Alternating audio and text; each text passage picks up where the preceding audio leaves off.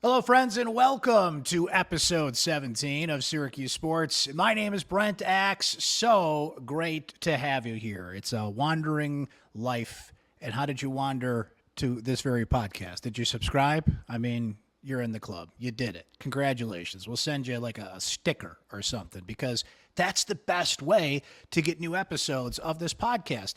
Apple Podcasts, Spotify, YouTube, Amazon, wherever you get your podcast, make sure you subscribe and follow, and you don't even have to think about it. There it will be when a new episode is up right there, wherever you subscribe. But if you haven't done so yet, we would appreciate it if you did it. If you are an Apple subscriber, leave us a review. Tell us what we're doing right, what we're doing wrong, and it does help us stand out in the podcast world, so we greatly appreciate that.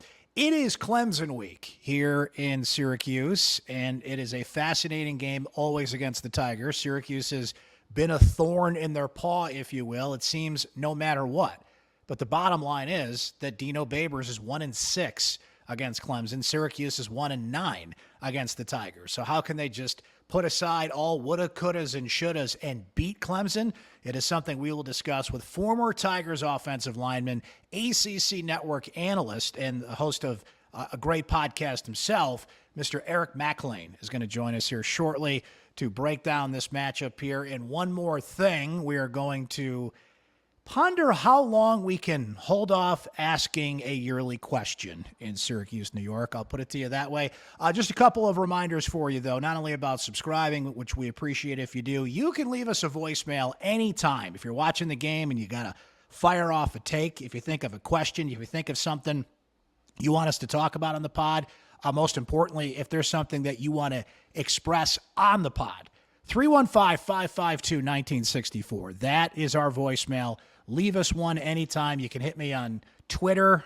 I'm getting used to this X thing. I'm always going to call it Twitter, right? People still call it the Carrier Dome, right? It's just going to take me a while to get used to this. But Twitter, X, whatever you call it, Brent Axe Media there. And you can also please subscribe to our YouTube channel. You see it there if you're watching at Syracuse Orange Sports. That is a great way to keep up with the show as well. We've had some great comments on the YouTube clips that I've been having a great conversation with some of you getting in those comments. That's been great. So as you can tell, there's lots of ways to get in touch with us here, but keep in mind the voicemail is there, the Twitter is there, and if you have longer inquiries, you can always email me, baxe@syracuse.com. Syracuse Sports is presented by our friends at Krause Health. Find a career you'll love at Krause Health, the exclusive healthcare partner for Syracuse athletics. All right, let's get to it, shall we? Clemson's 2-2 for the second time in 3 years. What does that mean? How come Dabo Swinney refuses to do what you kind of need to do in college athletics these days, even for a program on the level of Clemson? Dip into the transfer portal, get into NIL. Why is he kind of pivoting away from that? And we'll check in on some things happening in the ACC as well, including how in the world did Duke football get college game day before Syracuse did? What is happening there? Eric Mac Lain, ACC Network analyst. He's going to break it down with us next. So, Eric, my instinct here, seeing Clemson at 2-2 for the second time in 3 years, is to say, what's wrong with Clemson? But is that the right question to be asking here? Yeah.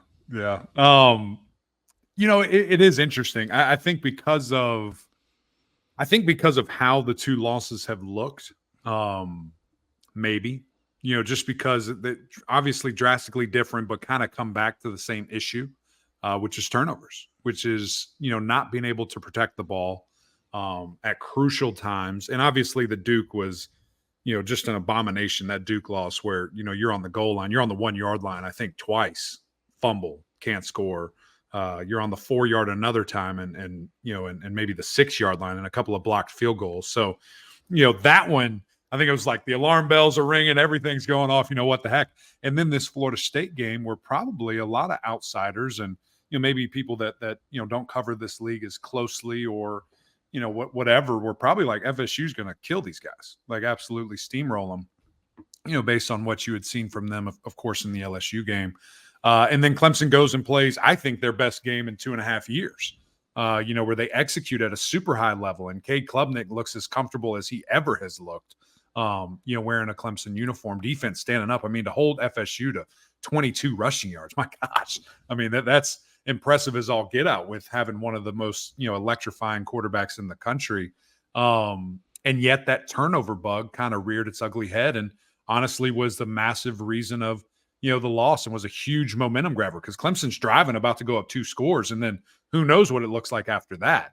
And of course, FSU just takes it right back with kind of the fumble 6 there. So, I'm not sure, man, because, there's still obviously a lot of time and a lot of things that have to happen. But it certainly is eyebrow raising with what we've seen from them. So fun with stats here, Eric. In that game, Florida State had 311 yards of offense. 310 of those yards came from transfers. I mean, that does not speak to the current state of college football more than that. Dabo Swinney has not gone down that road. He's not a big transfer portal guy, NIL. He's certainly had some outspoken comments about that. What do you think about that? Do you think that the Clemson approach, that they're certainly bringing in top flight recruits and, that hasn't dropped off and Dabo's kind of slow burn into the modern world? Do you think eventually he's going to have to crack and do it, or can he do it his way, even with the way the game's changing? Yeah. I think that there's a couple ways to look at it. I don't think that this game is the example where you go, transfer portal wins, blah, blah, blah, here you go. Because, I mean, if we're being honest, they dominated Florida State. Stats-wise, had about 140 more yards, had double the first downs. It was just that turnover that led to a team that capitalized and got it to overtime and won. So I don't think, obviously if they didn't have Keon Coleman, different story. If you're only rushing for 22 yards, what happens? But I don't think you use this game to say, see, we told you they should have went and got more people, because toe-to-toe they were fine. But I do think that on the big boy level, at the playoff level, the national championship level, and just quite frankly, where college football, like look at how the gap has closed so quickly because of this new world and Clemson not essentially playing by the same rules because they're not taking advantage of the opportunity of going out and getting immediate talent. And that's their prerogative and has it hurt them? Sure. But I don't think that maybe this is the example of it. So it will be interesting to see, how the season continues. Does Clemson lose, a handful more of games? And then it's like a pressed issue where, fans are screaming it, administration starts leaning into it. Coaches are wondering, do we see that happen? And really it's just, it's confusing to me from a point because Coach Dabo Swinney is so competitive in everything that he does. I'm not sure why this one hasn't been or isn't another thing that he just wants to say, hey, I'm the best at. Like, let me go evaluate what's out there. I'm going to take my pick of whoever, bring them in and make us, continually better. I'm not sure what the hesitation is outside of this year. I do know they had no room. They had a bunch of guys that decided to come back, had a big recruiting class. And, he's as loyal as all get out. He is not going to sit there and say, hey, son, here's the deal. You're not good enough to play here. You got to go. He'll never do that. And so if that's the case where Clemson just does not have room, then it is where it is. But certainly I think that, you'd love to just see a guy kind of lean into it and get those key positions and build depth, where he can. But, it's not his style right now. While we're on the subject of Florida State, I think it's a little strong to say that Saturday represented some kind of changing of the guard. I think Florida State's got more to prove in that department, but they're clearly in the driver's seat now in the ACC. As you look ahead here, what's on their schedule, what kind of team we're seeing, is it just pretty much all in their hands to get the ACC's bid, get to the playoff here, and just kind of avoid some landmines going forward? Right. Yeah. And that's a great way to put it. Obviously coming up on a bye week, which great time, after that type of emotional win, really 2 weeks in a row, emotional wins. Yeah. Perfect to kind of settle the storm. Let's breathe a little bit. Let's watch some people play, unplug for a second, and then hit this thing sprinting. But, changing of the guard, I'll probably say no, but certainly continuing to solidify where they are right now, where they are this year, and really just showing that, hey, it takes moxie to win that game and to honestly win that Boston College game. I think that a couple of years ago, maybe even last year, Florida State does not beat Clemson in that game. I think that they get down. I don't think that they have the guys in place. I don't think that the culture is strong enough to where you've seen it now really just galvanize and come together, that they have this belief that we are never out, that we are never down, we are never, out of reach of reaching our goals here now. And these 2 games in a row, I think, as close as they were and as critical as again, outsiders want to be of the ACC and kind of point and say, well, see, we told you they actually weren't this good. I think these 2 wins will make them so much even stronger moving forward, because they proved, hey, this isn't last year's team. This isn't 2 years ago, definitely not 3 years ago, where we can't compete in this game. We get down and we're out. And so I think that really helps them. Certainly, like you said, some big tests on the road, down the line. Syracuse and Duke at home. Of course, Miami towards the end of the season, and ending it with Florida, having to go to Florida. Will certainly be key. So they've got about 4 massive games. And like you said, a stumbling block. Is this going to be a team where maybe some of these teams, like a Wake Forest, like a Pittsburgh, like a Virginia Tech, where they start looking another way, they start getting a little confident and they don't respect those teams? I just feel like I don't think that's going to happen. I think they're so locked into their goals, the possibilities, the opportunity they have in front of them. Eric, Syracuse-Clemson is not a rivalry. That's not the right word. It kind of getting there, though. But here's the thing. It's something. There is something between these 2. I think Dabo said it last year, that I think he said, like, why is it always something spooky happens when we play this team? Right. Syracuse has been a thorn right in their paw, yet the record is 1-9 since they both joined the ACC. Right. They're about as close to a couple more wins on that record as you can get here. So what do we call this thing between Syracuse and Clemson? Yeah, I don't know, man. I've got to do some research and to find a word for it. But I do think it's turning into the rivalry. I know that people will point at wins immediately, who maybe don't know the history as well. But this has always been a crazy game. I mean, it really has. And you just don't know why. You don't know how or what is going to happen in the game. And for whatever reason, Syracuse just plays like Superman when we get into this game. And the things that they're able to do defensively, offense, moving the ball all over the field. So I think that it's funny how ESPN's kind of matchup predictor, FPI, whatever it is, and Vegas are kind of on opposite ends of the spectrum here. Vegas favoring the Tigers by, I think the last I saw was 7, in the FPI or matchup predictors leaning with Syracuse. So it's something that I'm so intrigued, cannot wait to see. And just, is Clemson going to be able to continue to harness after maybe what was a Herculean effort to stay in and try to win that game? And now that they didn't, is the culture strong enough, which I think it is. I'm just kind of, speculating from afar. Did that kind of deflate them a little bit? And now we see them stumble a couple more times. Well, it's interesting to hear you bring up like FPI and some of these things, and analytics has its place. But this series has proven you throw all that stuff out the window. So if you want to sell me like it feels like a rivalry, that's the mark of a rivalry game. To me, the important aspects in this game are what you said, Eric. Which Clemson team are we going to get after that emotional game last week? Yeah. How is Syracuse fueled by what happened last year? Because a ton of players were on the field last year in that fourth quarter, are back this year. And just the emotions. How loud is the dome going to be? The ticket sales aren't going quite as well as we thought. Now it's early in the week. Maybe it picks up. It's homecoming, and Syracuse fans tend to be last-minute customers sometimes. That dome's going to be loud. There could be 20,000 people in there. It's still going to feel like 50. I feel like that's what decides this game, those intangibles, those moments. Syracuse has played 4 teams where we've gotten somewhat of a picture, but Eric, it's paint by numbers, and they're not all filled in at this point. Now they're playing a legit team, and we're going to find out about them. So that's what makes this matchup, I think, more intriguing than some of the ones we've seen in recent past. Is we're asking maybe what's wrong with Clemson. I'm still asking, is Syracuse good? What have you seen from Syracuse?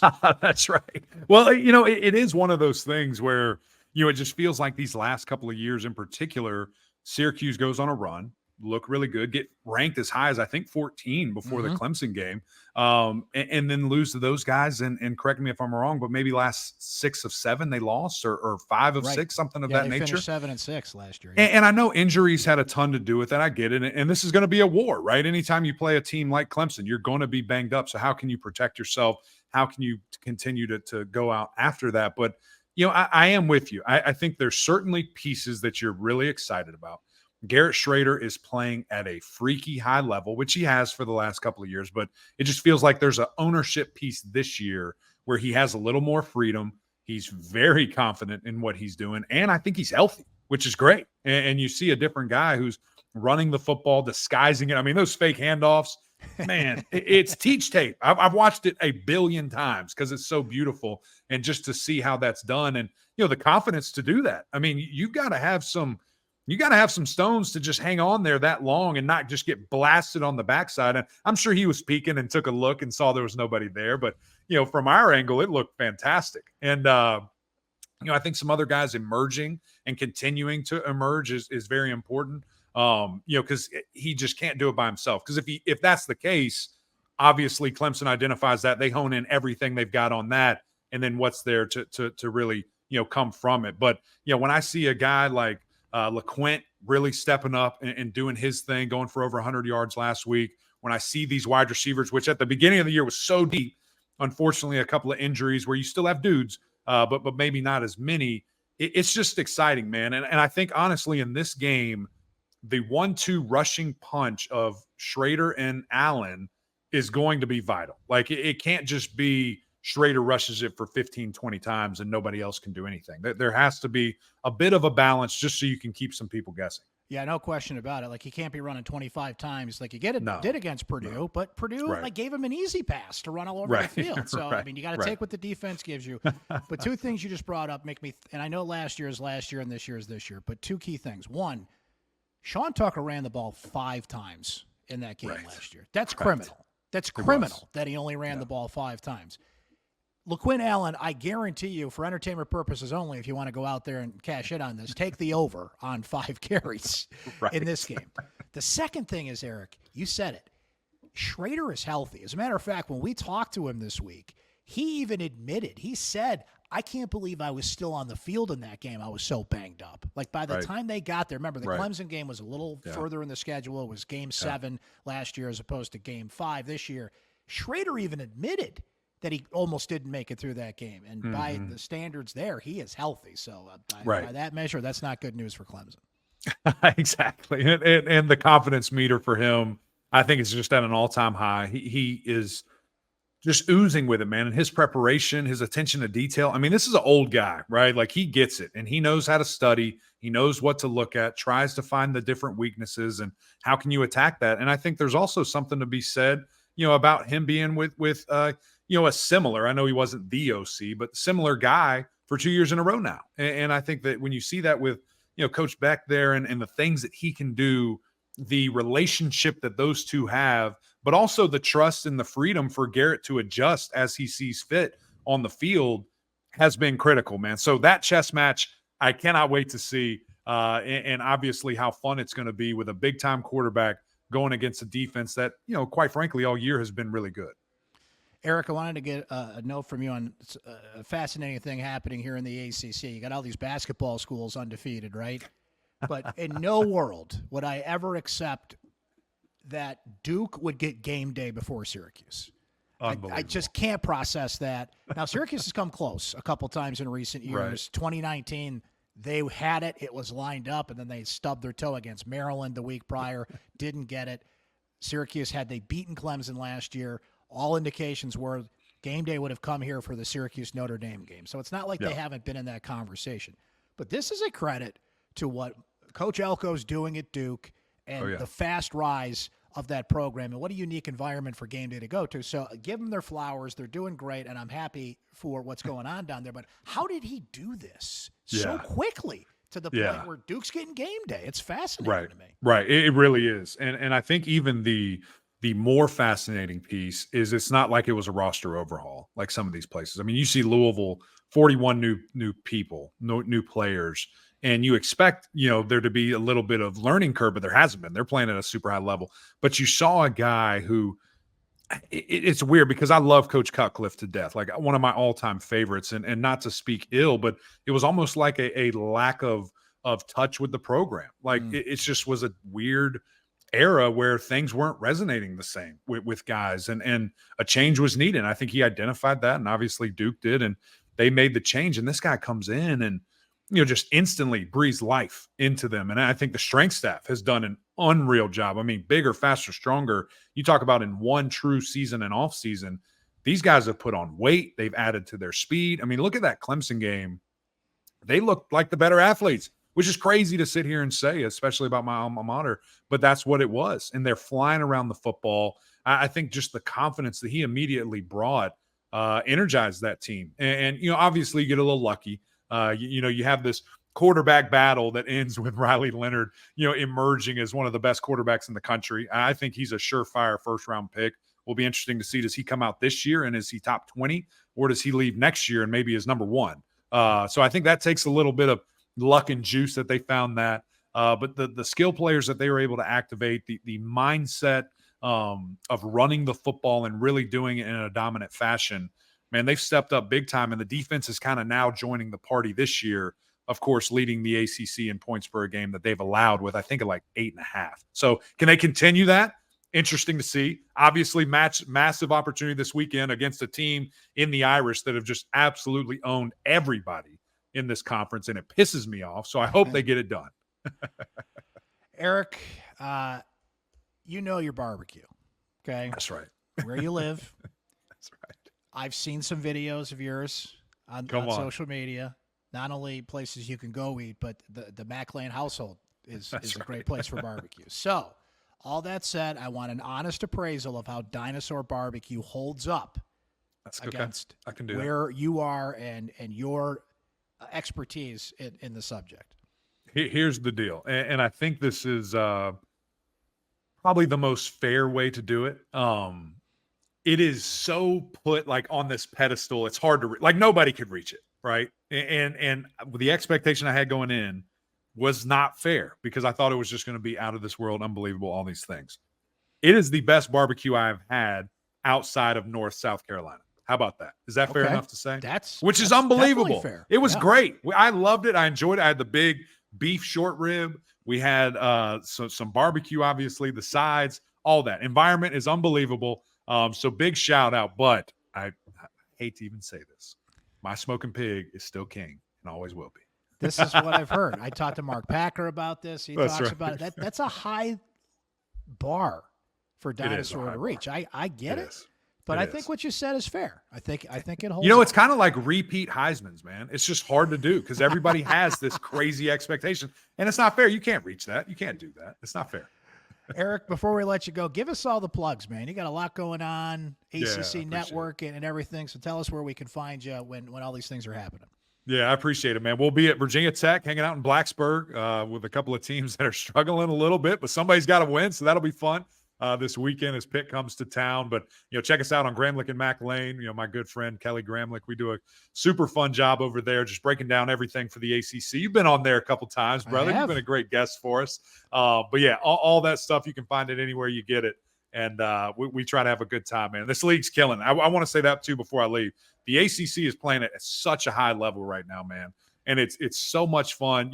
Think about if Clemson was 2-2 in years past, the season be over, for everybody because we don't have any playoff contenders. Teams are losing to trash teams, and that's not the case. The league is dominating out of conference, playing at a super high level. And, man, we've got about 5 teams that I think have a shot for the ACC championship. When the heck has that ever happened? This is a lot of fun, and it's been a great year. Andrea Adelson, on that note, Eric, before we go here, brought this up. The ACC is the only conference right now with 6 undefeated teams, and the last time that happened through 4 weeks, the SEC in 2012. Yeah, exactly. I mean, come on. This is where it's at. So hey, guess what? Nobody wants to tell you that, though, brother. So we got to scream it as loud as we can. There you go. We'll see if Syracuse remains on that list after they take on Clemson this week. Eric, it is always great to catch up, my friend. Keep up the good work, and good luck with the young family and everything going on down there. We always love having you, my friend. We'll do it again soon. I appreciate you, brother. Thank you. Oh, but wait. There's just one more thing. Shh. Do you hear that? That's basketball. Is the basketball team back at practice? That's right. The Mello Center is alive with the sound of basketball for the SU men's and women's teams. Now, look, that's always an anticipated event in Orange Nation, but it kind of takes on a different tone with Jim Boeheim not blowing the whistle for the first time in 47 years. And it's also going to bring on an onslaught of Adrian Autry will do fill in the blank for the first time as head coach. I'm already sick of hearing that. Now, the Syracuse football basketball crossover is always interesting to observe. There's been plenty of years, let's face it, where it provides relief from the struggles of the football team. And this year, Dino Baber's squad remains at the front of the conversation as they're still undefeated at 4-0. But you know what? It's been kind of a running joke between my colleague Chris Carlson and I after Syracuse football games in the press box this year, where we kind of turn to each other and say, is this team good? A non-conference slate of Colgate, Western Michigan, Purdue, and Army has not painted a full picture. And I get why Syracuse scheduled that way. It's only 2 wins away from a bowl bid now, which by all measures is the standard on which Syracuse has to reach. But no, seriously, is this team good? We're all about to find out for sure, because Clemson, North Carolina, and Florida State, the 3 most notable opponents left on SU's schedule, are all coming right in a row, and 2 of those 3 are on the road.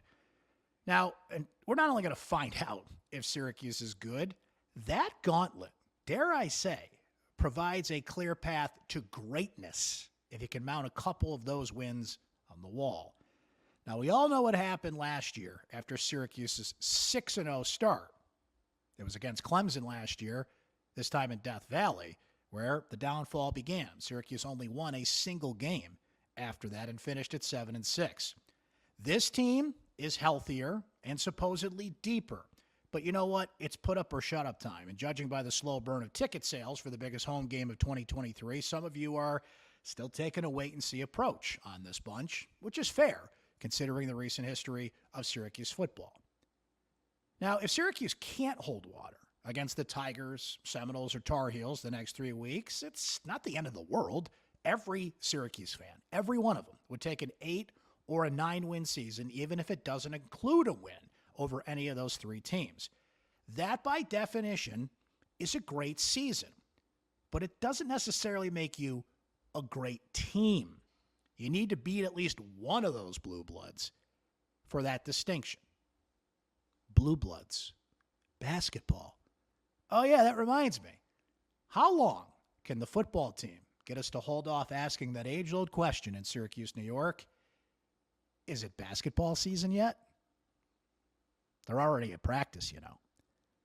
That is Syracuse Sports, episode 17. We thank you for watching. We thank you for listening. Please subscribe. We would appreciate that on Apple, Spotify, YouTube, Amazon, wherever you get your podcasts. Hit that follow button, hit that subscribe button, and get new episodes delivered to you when they are available. Just a reminder that Emily Leiker and I, my colleague from syracuse.com, we are doing our Syracuse football postgame podcasts live. We did it live after Army. We're going to do it live after the Clemson game as well, about 6 o'clock on Saturday night after all our postgame festivities are taken care of at the JMA Wireless Dome. So watch the show live. You can always get it in podcast form later. And the good thing about being there live is you can pop your comments in there as we are going. So keep that in mind for our football podcasts going forward here.